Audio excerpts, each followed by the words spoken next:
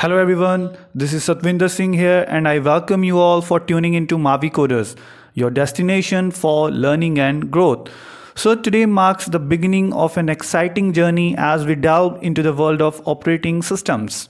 I'm thrilled to have you join me on this educational adventure, and in this lecture series we'll unravel the complexities of operating systems and we'll also understand their fundamental principles and explore their practical applications as well. So in this whole journey, I'll try to cover each and every concept of operating system in very much depth. So without any further delay, let's commence our very first lesson, that is Introduction to Operating System. Now let us start. Operating system is a system software. It acts as an interface between the user and the computer. Each computer has operating system installed in it. मतलब operating system एक system software है जो कि act करता है as an interface between the user and the computer. और more specifically I would से कि जो ऑपरेटिंग सिस्टम होता है it acts as an interface between the user and the hardware of the computer.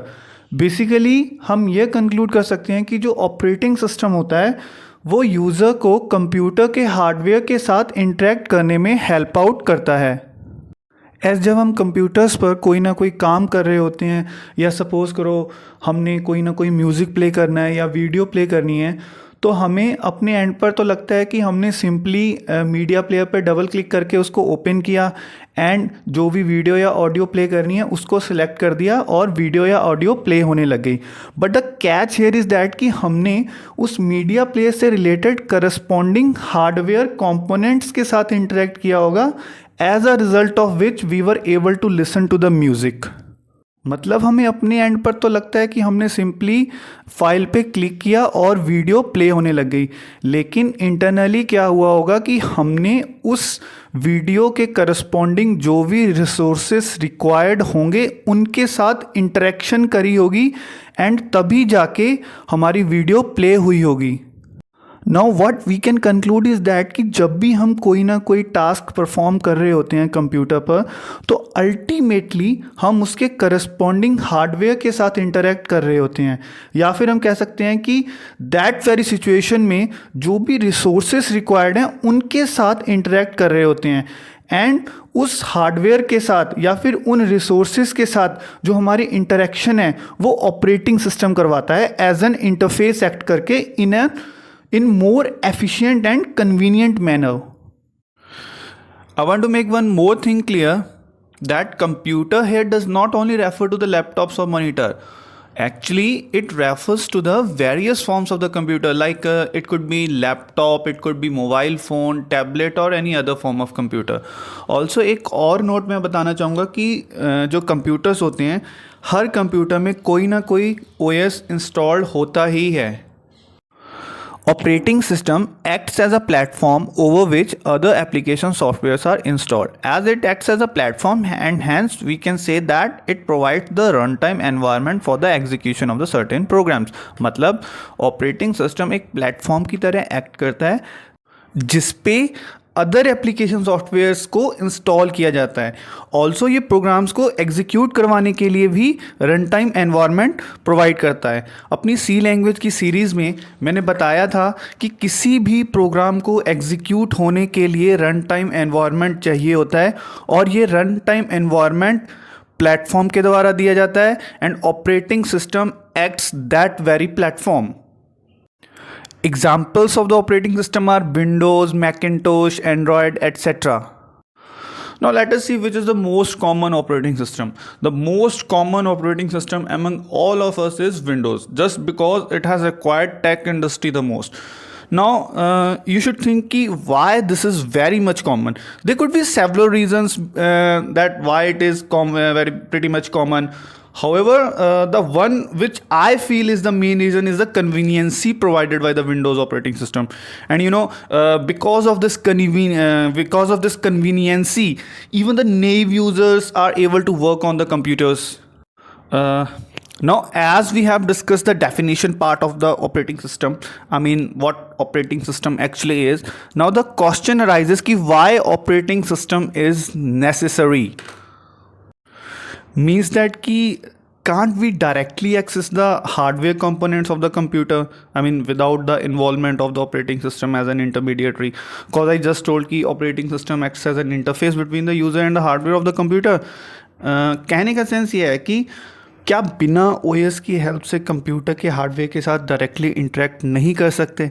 The answer to this question is yes, of course we can directly access the hardware of the computer even without the involvement of the operating system. However, that's not going to be the efficient, or you may say the convenient manner to access the hardware of your computer.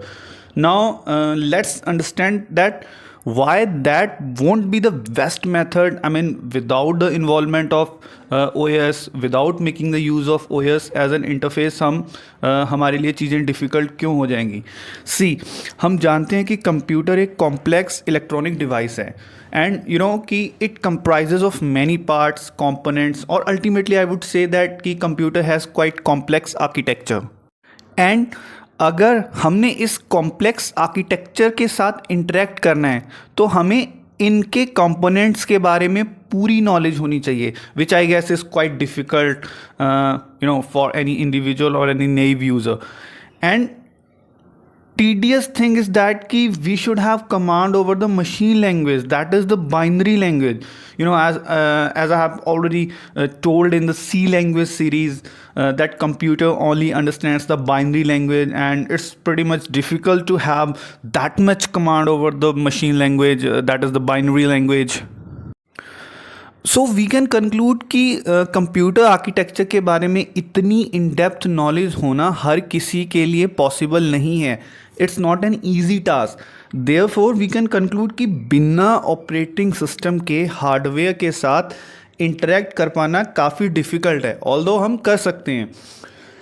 Now for more clarity, let's understand this with the help of an example. Suppose you want to work over any software.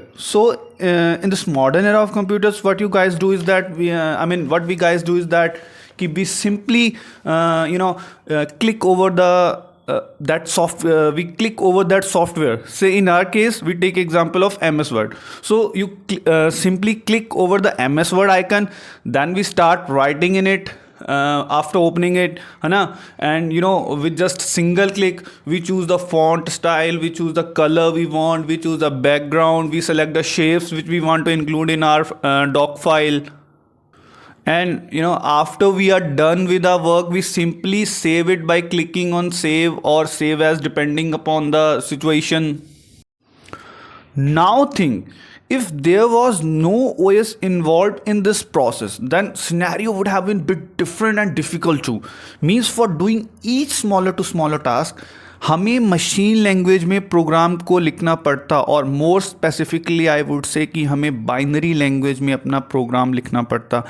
जैसे मैंने अभी MS word का example दिया था कि अगर हमने MS word को ओपन करना था, एंड अगर हम इसमें OS को इन्वॉल्व ना करवाते तो होता क्या कि इसको ओपन करने के लिए हमें खुद से कोड लिखना पड़ता, वो भी मशीन लैंग्वेज में. फिर उसमें अगर हमने कुछ टाइप करना है तो उसके लिए भी हमें इंस्ट्रक्शंस लिखनी पड़ती, उसके लिए भी हमें कोड करना पड़ता खुद से. एंड लिखते टाइम भी अगर आपने कोई चेंजेस करने हैं, और आई वुड से कि टेक्स्ट की फॉर्मेटिंग करनी है, बैकग्राउंड लाना है, कलर चेंज करना है, या फिर कुछ भी और इंट्रोड्यूस करना है, इन सब के लिए भी हमें अलग से खुद से कोड करना पड़ता. एंड जितना कुछ भी हमने वर्ड डॉक्यूमेंट में लिखा है उसको सेव करने के लिए हमें खुद से इंस्ट्रक्शंस देने पड़ते, खुद से कोड करना पड़ता. नाउ अल्टीमेटली आई वुड से कि जब हमने अपने प्रोग्राम को सेव करना है तो उसके लिए जो कंप्यूटर में स्टोरिंग डिवाइस है, से हार्ड डिस्क, तो उसको एक्सेस करने के लिए भी हमें खुद से कोड करना पड़ता. मतलब अगर हम उसकी अगर हम OS की इन्वॉल्वमेंट ना चाहते तो ये सब काम हमें खुद करना पड़ता. हैंस वी कैन कंक्लूड कि हमारे लिए ये सब काम कर पाना खासा डिफ़िकल्ट हो जाएगा. ऑल्सो मैंने अपनी C लैंग्वेज की सीरीज में बताया था कि जो मशीन लैंग्वेज है दैट इज़ आर्किटेक्चर डिपेंडेंट. तो मतलब मान कर चलिए कि आपने एक मशीन के लिए कोड लिख भी दिया, दूसरी मशीन के लिए वह कोड काम नहीं करेगा, क्योंकि मशीन लैंग्वेज आर्किटेक्चर डिपेंडेंट होती है। दूसरी मशीन ये सब काम को परफॉर्म करने के लिए दूसरी मशीन में ये सब काम को परफॉर्म करने के लिए आपको फिर से मत्था मारना पड़ेगा, फिर से कोड करना पड़ेगा। मतलब आपको फिर से उतनी ही मेहनत करनी पड़ेगी जितने आपने पहली मशीन में कोड करने के लिए करी थी। Therefore, हम कह सकते हैं कि without OS the things are getting more and more difficult. Means you have to explicitly write the code for each and every minute task that you want to perform on your computer, or you want that particular task to be, to get done by the computer. Means you have to write large number of lines of code by yourself in order to get your work done by the computer. अगर ऐसा case होता, मतलब if we had to write the code manually, then I guess nobody would wish to work on the computers. जाहिर सी बात है, अगर इतनी मशक्क़त करनी पड़ेगी तो कोई भी आज के कोई भी नहीं चाहेगा, वो भी आज के मॉडर्न एरा में कोई भी नहीं चाहेगा कि वो कंप्यूटर की हेल्प से काम करे। वो बोलेगा कि अगर मेरे को इतनी मशक्क़त करनी है तो मैं बिना कंप्यूटर की हेल्प से वो काम कर लेता हूँ। Hence, to avoid all such complexities, we have a special set of program that is nothing but operating system only. अगर हम OS को इस्तेमाल में नहीं करेंगे, अगर हम उस OS को इस्तेमाल में नहीं लेंगे, तो हमारे लिए चीज़ें काफ़ी डिफ़िकल्ट होने वाली हैं। हमें सब कुछ खुद ही हैंडल करना पड़ेगा, खुद ही सारे रिसोर्सेज को मैनेज करना पड़ेगा। लेकिन जैसे ही OS की इन्वॉल्वमेंट हो जाएगी, the things would become more easier. तो अभी जैसे मैंने MS वर्ड का एग्जांपल लिया था, या फिर हम इन जनरल किसी भी सॉफ्टवेयर की बात करें तो उसकी हेल्प से या फिर उस पर जितने भी टास्क हमने परफॉर्म करवाने हैं वो स्मूथली हो जाएं, स्मूथली रन हो जाएं विदाउट कॉजिंग एनी डिफिकल्टीज। इस सब की गारंटी ऑपरेटिंग सिस्टम लेता है। यही रीज़न हो सकता है कि OS को हम क्यों OS को हमें क्यों इन्वॉल्व करवाना चाहिए। जितनी भी चीज़ें इंटरनली प्रोसेस हो रही होती हैं उन सब की टेक केयर OS करता है। हमें अपनी तरफ से कुछ नहीं करना पड़ता। OS हमारे लिए कन्वीनियंसी प्रोवाइड करता है, दैट इज चीज़ों को खुद से हैंडल करता है। नेक्स्ट अब देखते हैं, operating system acts as a resource manager. It manages both software and hardware without introducing any biasing. मतलब ऑपरेटिंग सिस्टम रिसोर्स मैनेजर की तरह एक्ट करता है, जो कि सॉफ्टवेयर और हार्डवेयर दोनों को मैनेज करता है। मतलब जितने भी रिसोर्सेज होते हैं या फिर जिन रिसोर्सेज की हमें ज़रूरत पड़ सकती है ड्यूरिंग द प्रोसेसिंग, उन सब रिसोर्सेज को मैनेज करने का काम OS करता है। कब किसी एक सर्टेन प्रोसेस को रिसोर्स एलोकेट करवाना है, कब डी एलोकेट करवाना है, ये सारी जिम्मेदारी OS की होती है। हमें मैनुअली कुछ नहीं पड़ता, हमें मैनुअली कुछ नहीं करना पड़ता।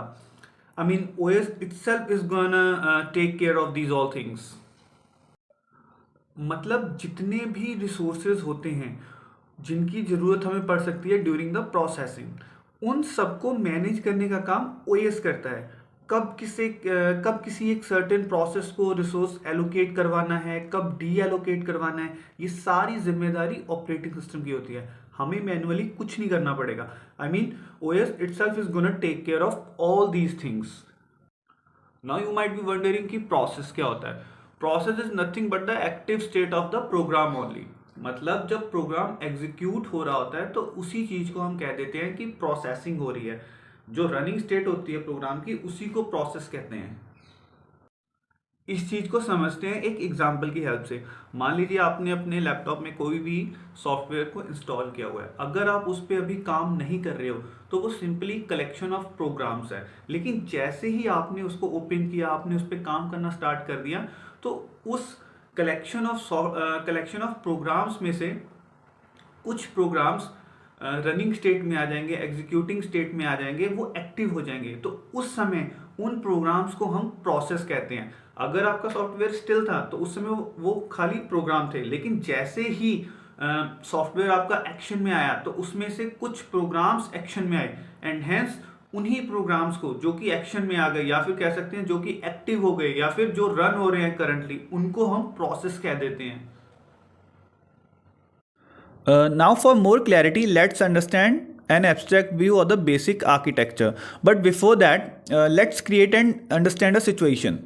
सी फॉर एन इंस्टेंस आप ये एज्यूम कर लो कि आपने सेम टाइम पे अपने कंप्यूटर या लैपटॉप पे म्यूज़िक भी प्ले करना है, ब्राउजिंग भी करनी है, and at the same time आपने कोई फाइल को प्रिंट भी करवाना है। अब होगा क्या कि इन तीनों प्रोसेसेस को अकर होने के लिए अलग अलग रिसोर्सेज चाहिए होंगे, and at the same time ऐसा भी हो सकता है कि इनमें से कुछ प्रोसेसेस को सेम रिसोर्सेज की ज़रूरत पड़े at the same time. And हमारे लिए this is gonna be quite difficult, I mean to synchronize these things all together. मतलब इन सब चीज़ों को मैन्युअली हैंडल कर पाना डिफ़िकल्ट हो जाएगा कि कब किस प्रोसेस को रिसोर्स एलोकेट करवाना है, कब डी एलोकेट करवाना है, या फिर जब क्लैशेस होंगे, मतलब जब अलग अलग प्रोसेसेस को सेम रिसोर्स चाहिए होगा तो उनको कैसे डील करना है। अगर हम इन प्रॉब्लम्स को मैन्युअली टैकल करवाना चाहेंगे, the things gonna be pretty much difficult. वहीं ओएस इन सब चीज़ों को आसानी से मैनेज कर लेगा। देयरफॉर आई वुड से कि ओएस हेल्प्स इन सीमलेस और यू मे से the smooth execution of the processes which might be I mean those processes which might be currently happening out in our computer. What OS does is that कि ये context switching करके एक process से दूसरी process पे switch होता रहता है ताकि चीज़ें स्मूथली वर्क कर सकें बिना किसी रुकावट के। अब कॉन्टेक्स्ट स्विचिंग क्या होती है, इसको हम आने वाले लेक्चर्स में पढ़ेंगे। तो मतलब हम ये कंक्लूड कर सकते हैं कि OS इन सब प्रोसेसेस को, इन सब चीज़ों को इफेक्टिव तरीके से मैनेज करता है। Now let us understand the basic architecture which I have drawn over here. इस आर्किटेक्चर में सबसे नीचे मैंने लिखा हुआ है हार्डवेयर, जिसमें आपके आईओ डिवाइसेस आ गए, सीपीयू आ गया, मेमोरीज आ गई, एंड अदर इंपॉर्टेंट कंपोनेंट्स भी इंक्लूड हो सकते हैं। अब इसके ऊपर मैंने लिखा हुआ है ऑपरेटिंग सिस्टम, और ऑपरेटिंग सिस्टम के बाद में मैंने लिखा हुआ है एप्लीकेशन प्रोग्राम्स, जिसमें आपके गेम्स आ गए, मीडिया प्लेयर्स आ गए, टेक्स्ट एडिटर्स आ गए, या फिर अदर एप्लीकेशंस लाइक एक रिवन इंस्टॉलर एप्लीकेशन है which is use to uninstall any application from your laptop, या फिर कई और एग्जांपल्स भी हो सकते हैं। एंड फाइनली लास्ट वाली लेयर में मैंने यूज़र्स को इंक्लूड किया। अब हम फिर से एक चीज़ को रिकॉल करते हैं जो कि हमने स्टार्टिंग में पढ़ी थी, दैट इज़ कि operating system is a system software which acts as an interface between the user and the hardware of the computer. And अब उसी कहानी को हम समझते हैं इस डायग्राम की हेल्प से which I have drawn over here. Users जो हैं वह एप्लीकेशन प्रोग्राम्स के साथ इंटरेक्ट करते हैं, एंड एप्लीकेशन प्रोग्राम्स इंटरेक्ट करते हैं ऑपरेटिंग सिस्टम से, which further interacts with the hardware of the computer.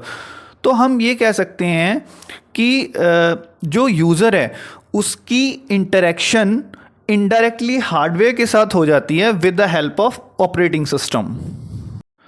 Now let's move further. See I believe कि if we relate the things with the real world, things get more clear.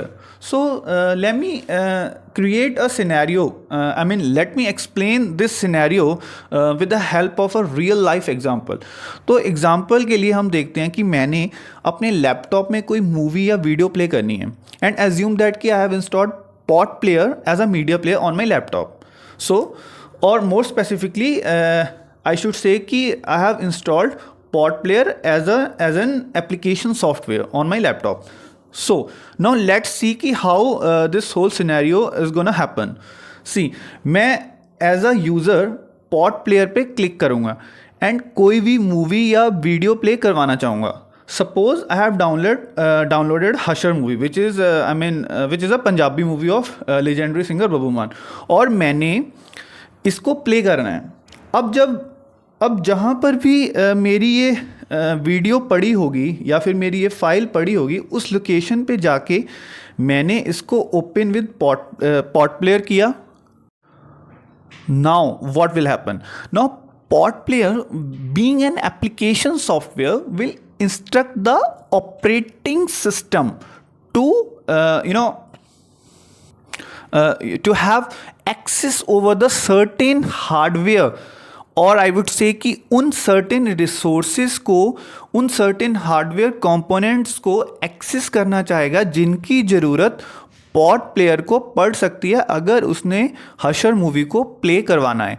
Hence जितने भी resources required होते हैं during the processing of any data, उन सबको operating system avail करवा के देता है to the application softwares, so that चीज़ें स्मूथली वर्क कर सकें।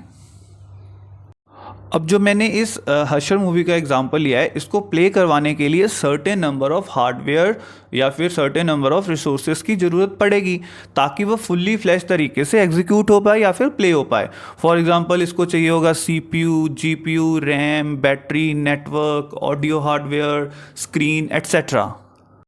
इन सभी रिसोर्सेज को अवेल करवाएगा operating system to the application software, in our case that is the pod player. अब सोचिए, अगर ऑपरेटिंग सिस्टम ना होता तो मैन्युअली हमें खुद से इन सारे रिसोर्सेज को मैनेज करना पड़ता, हमें खुद से कोड करके इन सारे रिसोर्सेज को अवेल करवाना पड़ता, तो कितना डिफ़िकल्ट हो जाता हमारे लिए। नेक्स्ट हम देखते हैं कि network access. If the video is being streamed from the internet, the network resources are utilize. मतलब अगर आपने वीडियो को ऑनलाइन देखना है या फिर सपोज करो यूट्यूब पे देखना है, तो उसके लिए आपको नेटवर्क रिसोर्सेज चाहिए होंगे ताकि आप उसको ऑनलाइन देख सको। तो ये सब कहानी थी ऑपरेटिंग सिस्टम की, मतलब कैसे वो रिसोर्सेज को हैंडल करता है, कैसे वो रिसोर्सेज को एक्सेस करवा के देता है एप्लीकेशन सॉफ्टवेयर्स को। So now before signing off, let me quickly summarize. Let's quickly recall whatever we have discussed in this video lecture till now. See, we started with introduction to OS. उसके बाद हमने ये पढ़ा कि operating system actually में है क्या। फिर हमने पढ़ा कि ऑपरेटिंग सिस्टम की हमें ज़रूरत क्यों पड़ी, that why there is need of operating system. And at the last हमने ये देखा, हमने एग्जांपल्स के सहारे बेसिक आर्किटेक्चर को समझा। So with this, today's lecture has come to an end. So I'll look forward to see you in the next video lecture. And in the meantime, continue learning and revising. Thank you for tuning into Mavi Coders.